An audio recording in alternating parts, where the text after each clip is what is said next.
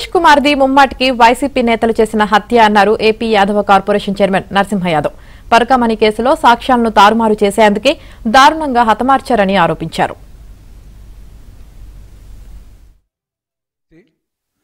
ఆత్మహత్యగా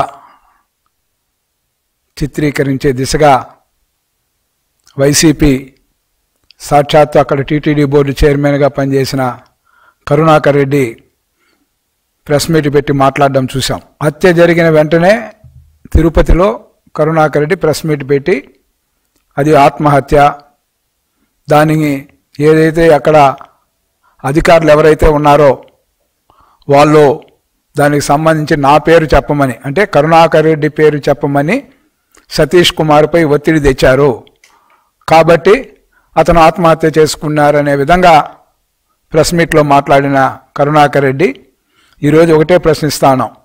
ఏదైతే నిన్న జరిగిన వెంటనే వాళ్ళ కుటుంబ సభ్యులు ఏదైతే హత్య చేశారో అనే వాళ్ళు స్పష్టంగా కూడా చెప్పారు, కంప్లైంట్ కూడా ఇచ్చారు.